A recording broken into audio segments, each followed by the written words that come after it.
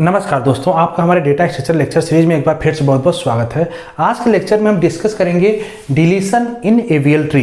Previous lecture में हमने AVL tree का इंसर्शन देखा था और उसके प्रीवियस लेक्चर में हमने एवीएल ट्री का बेसिक कंसेप्ट देखा था, जहां पर हमने बताया था कि एवीएल ट्री जो है एक अपडेटेड वर्जन है बाइनरी सर्च ट्री का, जहां पे हाइट बैलेंस का फैक्टर आ जाता है। तो एवीएल ट्री का डिटेल समझने के लिए आप प्रीवियस लेक्चर को रेफर कर सकते हैं। आज हम बात करेंगे डिलीशन।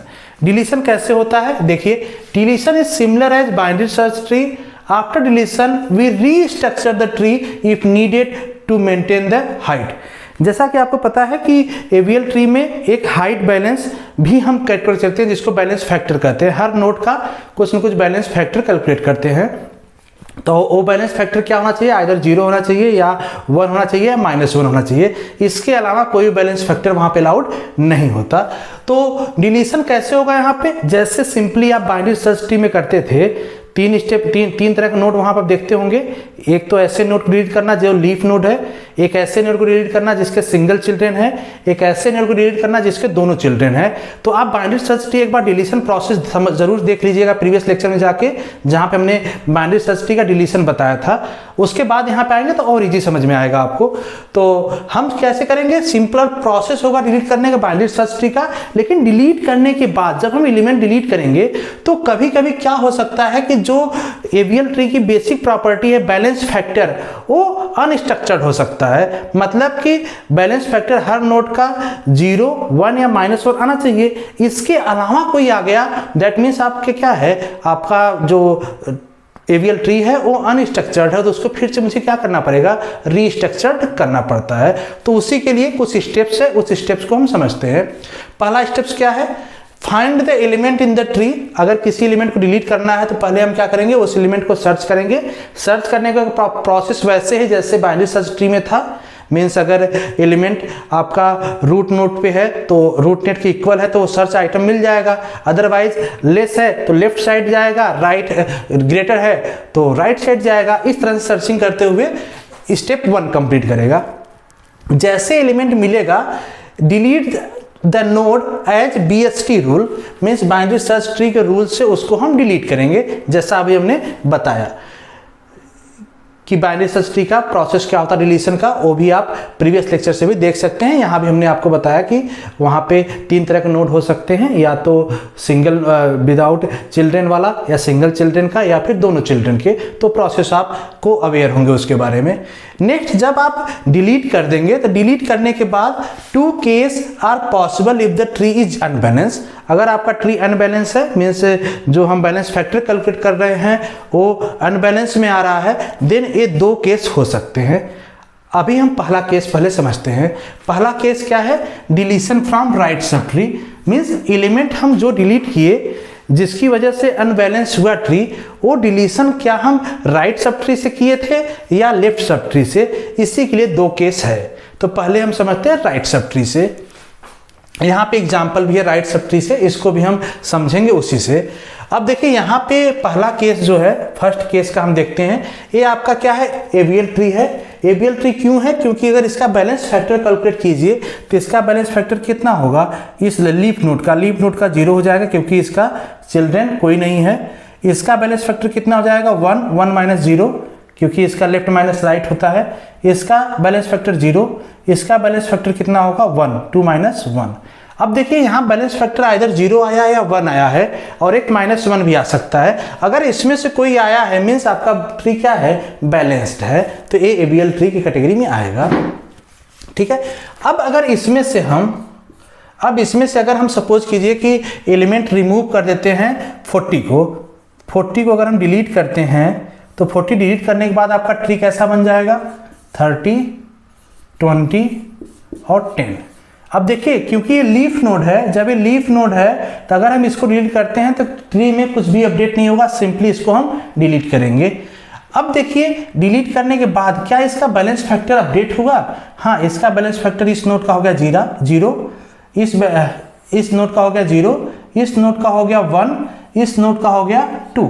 अब देखिए इसका बैलेंस फैक्टर क्या हुआ, इस नोड का बैलेंस फैक्टर क्या हुआ, गलत हुआ। गलत क्यों हुआ, हम डिलीट किस साइड किए, इस नोड के राइट साइड वाला डिलीट किया है, इस नोड के लेफ्ट साइड वाला डिलीट करने से अनबैलेंस हुआ। तो आप देखेंगे कि इस नोड के राइट साइड वाले एलिमेंट्स को डिलीट करने से क्या हुआ, राइट सबट्री से डिलीट करने से क्या हुआ, इस नोड का बैलेंस फैक्टर चेंज हुआ। दैट मीन्स कि deletion from right subtree case 1 applicable हुआ। अब इसको बैलेंस करने के लिए क्या करेंगे, आप देखिए, if balance factor n equal to +2, अब देखिए बैलेंस फैक्टर इसका क्या है, +2 मीन्स 2 है, सिंपली +2 है, and balance factor n left child, LC मतलब लेफ्ट चाइल्ड की बात किया है, बैलेंस फैक्टर n के लेफ्ट चाइल्ड का, ये तो आपका हो गया n, इसका लेफ्ट चाइल्ड क्या होगा, लेफ्ट चाइल्ड यही होगा ना, LC लेफ्ट चाइल्ड ये होगा। इसका बैलेंस फैक्टर अगर +1 है, बैलेंस फैक्टर क्या है, +1, बैलेंस फैक्टर क्या है इसका, +1, देन आपको क्या करना है, सिंपली LL रोटेशन करना है। LL रोटेशन आप देखे होंगे इंसर्शन टाइम में हमने 4 आपको स्टेप बताया था, LL rotation, RR rotation, LR rotation और RL रोटेशन, उसी चारों रोटेशन का भी यहाँ पे यूज आएगा कहीं ना कहीं। तो आप देखिए इस केस में क्या करना है, आपको LL रोटेशन करना है। तो हम क्या करेंगे इसका, LL rotation means just simply हम राइट रोटेट कर देंगे। राइट रोटेट करेंगे तो क्या हो जाएगा, यहाँ 20 हो जाएगा, इस साइड 10 हो जाएगा, इस साइड 30 हो जाएगा। अब बैलेंस फैक्टर देखिए, इसका भी 0, इसका भी 0, इसका भी 0, ये क्या हो गया, आपका AVL ट्री बन गया डिलीट होने के बाद एलिमेंट। दूसरा देखिए, इस ट्री में अगर बैलेंस फैक्टर पहले सबका कैलकुलेट कर लीजिए, इसका 0 है, इसका 0 है, इसका -1, इसका -1, ठीक है, बैलेंस फैक्टर कंप्लीट एज पर AVL रूल के अकॉर्डिंग है। अब इसमें से अगर एलिमेंट हम डिलीट कर दें, इस 40 को हम फिर से डिलीट कर रहे हैं, तो आपका ट्री कैसे बन जाएगा, 30 लीफ नोड है, सिंपली डिलीट हो जाएगा, 30, 10 और 20। बैलेंस फैक्टर इसका कितना है, 0, इसका -1, 2। अब देखिए अगेन इसी नोड का बैलेंस फैक्टर चेंज हुआ, लेकिन चेंज क्यों हुआ, इस नोड का, इसको अगर हम n लेते हैं, जिसका चेंज हुआ n वाले नोड के राइट सबट्री से डिलीट करने से चेंज हुआ या लेफ्ट सबट्री से, तो आप देखेंगे इसके राइट सबट्री से डिलीट करने से चेंज हुआ, मतलब केस 1 ही लगेगा। अब देखिए स्टेप यहाँ पे कौन सा लगेगा, 1, 2, 3, इसी में से कोई के स्टेप लगेगा, ए हो जाएगा आपका n, ध्यान दीजिए जिसका बैलेंस फैक्टर चेंज हुआ वो हो जाएगा n, और जो इसका लेफ्ट चाइल्ड होगा, लेफ्ट चाइल्ड आपका ए हो जाएगा, इसका लेफ्ट चाइल्ड आपका ए हो जाएगा। अब देखिए यहाँ पे इन तीनों में से कौन सा केस अप्लीकेबल हो रहा है, Bn बैलेंस फैक्टर +2 है, ठीक है। इसको देखिए लेफ्ट चाइल्ड बैलेंस फैक्टर +1 है, -1 है, 0, इसी केस पे तीनों चेंज हो रहा है केवल।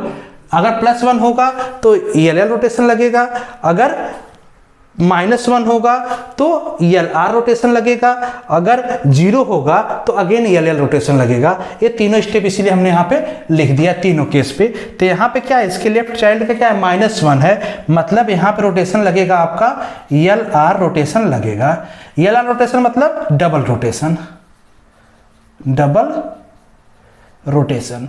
रोटेशन मीन्स कि अब देखिए कैसे करेंगे डबल रोटेशन। पहले हम इसको करेंगे लेफ्ट रोटेशन कीजिए, तो यहाँ पे 30 है, यहाँ पे हो जाएगा 20, ध्यान दीजिए जब इस पे हम रोटेट करेंगे ऐसे 20 यहाँ पे हो जाएगा, 10 हो जाएगा यहाँ पे, ये हो गया लेफ्ट रोटेशन। जस्ट इसके बाद एक और रोटेशन हम करेंगे, इसका राइट रोटेशन, इस पे अब करेंगे राइट रोटेशन, तो क्या हो जाएगा 20 रूट बन जाएगा, 10 इधर आ जाएगा और 30 इस साइड हो जाएगा। अगेन देखेंगे तो इसका क्या हो जाएगा, बैलेंस फैक्टर कुछ इस तरह से हो जाएगा 0, 0, 0। तो आप देखेंगे कि अगेन आपका ये क्या हो गया, जो AVL ट्री था डिलीट होने के बाद इस तरह से बन गया, ठीक है। थर्ड देखिएगा, थर्ड यहाँ पे क्या है, थर्ड यहाँ पे ट्री है, इसका बैलेंस फैक्टर देख लीजिए पहले, 0, 0, 0 होगा, इसका 0 होगा, इसका होगा 1, ठीक है। सपोज इसमें से हम डिलीट कर रहे हैं 40 को, अगेन 40 को हम डिलीट कर रहे हैं, तो ट्री आपका कैसे बन जाएगा, 30, 10, 5, 20। बैलेंस फैक्टर इसका 0 होगा, इसका 0 होगा, इसका 0 होगा, इसका 2 हो गया। देखिए इसका 2 हो गया। अब यहाँ पे अगर देखेंगे तो यहाँ पे इसका थर्ड केस अप्लीकेबल होगा। क्यों? क्योंकि बैलेंस फैक्टर इसका जिसका 2 हुआ, इसका लेफ्ट चाइल्ड के बैलेंस फैक्टर कितना है? 0। मतलब यहाँ आप देखिए बैलेंस फैक्टर 2 और लेफ्ट चाइल्ड का 0 है। देन हम क्या करेंगे? L rotation. तो हम इस पर सिंपली एल रोटेशन करेंगे, मीन्स इस तरह से रोटेट कर देंगे। जब रोटेट करेंगे तो क्या बन जाएगा? रोटेट करने पे 10 हो जाएगा आपका रूट, 30 हो जाएगा इसका राइट चाइल्ड, 5 हो जाएगा इसका लेफ्ट चाइल्ड, और ये 20 हो जाएगा इसका लेफ्ट चाइल्ड। अब बैलेंस फैक्टर देखिए, इसका हो जाएगा 0, इसका भी 0, इसका -1, इसका +1 होगा, +1, और इसका हो जाएगा -1। अगेन आपका क्या है? ये AVL ट्री कंस्ट्रक्ट हो गया। ठीक है। एक किस केस में था? जब हम राइट सबट्री से एलिमेंट डिलीट कर रहे थे देन केस में। अगर इसी का रिवर्स हो जाए, इसी का रिवर्स होने लगे, तब वहां पे केस 2 अप्लीकेबल होगा। तो केस 2 का भी हम एग्जांपल देख लेते हैं। केस 2 कब अप्लीकेबल होगा? जब हम किसी नोड के किसी ऐसे एलिमेंट को डिलीट करें जो लेफ्ट सबट्री से डिलीट हो रहा हो, तो उस केस में क्या होगा? तो उस केस के लिए हमने यहाँ पे एग्जांपल ड्रा कर रखा है। इस एग्जांपल को समझिएगा आप। यहाँ पे अगर देखें तो दोनों स्टेप जो है यहाँ पे केस 1 केस 2 का बहुत माइनस डिफरेंस है। जैसे केस 1 में हमने देखा अभी, यहाँ पे बैलेंस फैक्टर हमेशा अनबैलेंस वाला कितना आता था? +2 आता था। इस केस में यहाँ पे +1, -1 या 0 के केस में हम यहाँ पे रोटेशन करते थे। ठीक है। केस 2 में क्या होगा? यहाँ पे जस्ट रिवर्स होगा। रिवर्स मतलब डिलीशन फ्रॉम लेफ्ट सबट्री होगा। डिलीट कहाँ से होगा? लेफ्ट सबट्री से। उस टाइम जिस भी नोड का बैलेंस फैक्टर -2 आएगा, जैसे यहाँ +2 आता था, यहाँ पे कितना आएगा? -2 आएगा। और इसी के साथ जिसका -2 आया बैलेंस फैक्टर, उसका राइट चाइल्ड हम देखेंगे। राइट चाइल्ड -1, +1 या 0, इसमें से क्या है? जो भी होगा उस केस पे यहाँ पे रोटेशन करेंगे। RR रोटेशन करेंगे, RL रोटेशन करेंगे, या फिर अगेन RR रोटेशन करेंगे। तो यहाँ पे इस एग्जाम्पल को देखिएगा, आपको और क्लियर हो जाएगा। इस एग्जाम्पल में देखें तो आपको ट्री दिया हुआ, इसका अगर हम बैलेंस फैक्टर कैलकुलेट कर लेते हैं, यहाँ पे 0, इसका 0, इसका -1, इसका -1 आ जाएगा। ठीक है। अब अगर डिलीट करना है सपोज आपको 10, तो 10 डिलीट करेंगे तो कितना हो जाएगा? डिलीट करने के बाद बाइनरी सर्च के प्रोसेस से डिलीट करेंगे, मतलब 20, 30 और 40। ठीक है, ये हो जाएगा। अब देखिए बैलेंस फैक्टर कितना है? 0, -1, -2 बैलेंस फैक्टर आ गया, मतलब केस 2 अप्लीकेबल हो गया। यहाँ पे इस केस में हम देखेंगे किसका -2 तो आ गया।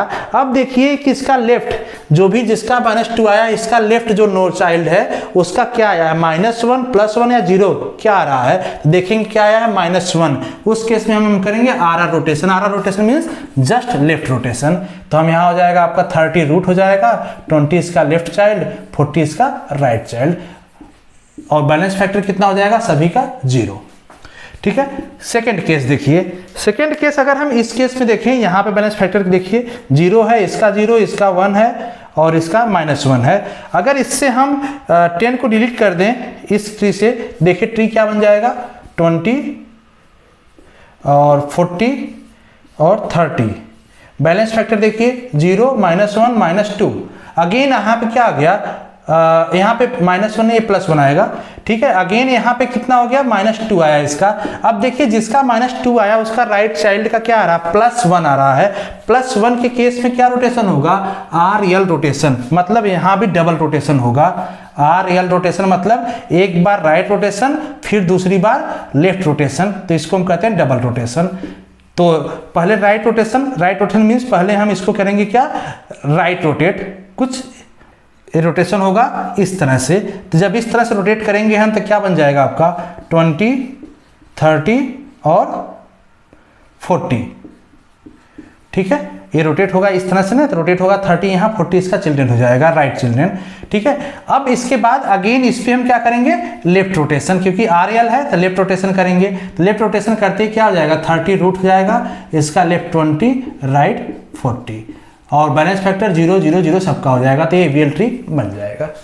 ठीक है। इसी तरह से इसका देखिए, अगर इस केस में देखें तो इसका बैलेंस फैक्टर 0 है, 0 है, 0 है, 0 है और -1 है। अब हम क्या करेंगे? अगर 10 को डिलीट करते हैं यहाँ से, तो क्या बनेगा? 20, 30 25 एंड 40। Balance factor 0 0 0 -2। अब देखिए इस केस में क्या होगा, जो -2 तो इसका आ गया, इसका लेफ्ट चाइल्ड कितना है 0, इसका लेफ्ट चाइल्ड जो है उसका बैलेंस फैक्टर क्या है 0 0 मीन्स RR रोटेशन। लास्ट वाला केस देखिएगा यहाँ पे RR रोटेशन मतलब इसका रोटेशन हम करेंगे कुछ लेफ्ट साइड इस तरह से, तो क्या हो जाएगा 30 यहाँ हो जाएगा, लेफ्ट चाइल्ड इसका 20 हो जाएगा, ठीक है, राइट चाइल्ड इसका 40 हो जाएगा, ठीक है, और 25 इसका राइट चाइल्ड। इस तरह से बैलेंस फैक्टर कितना हो जाएगा 0 -1 0 और 1। अब देखेंगे तो क्या हो गया, ये एवीएल ट्री आपका बन गया। तो इसी कंसेप्ट पे आपका डिलीशन होता है। तो इस डिलीशन को होप सो आप समझ गए होंगे। कोई डाउट हो तो कमेंट बॉक्स में पूछिएगा। नेक्स्ट लेक्चर में हम न्यूमेरिकल क्वेश्चन सॉल्व करेंगे। न्यूमेरिकल क्वेश्चन सॉल्व करते टाइम आपका और कंसेप्ट क्लियर हो जाएगा, किस तरह से एग्जाम में क्वेश्चन आता है और कैसे हम उसको सॉल्व करेंगे।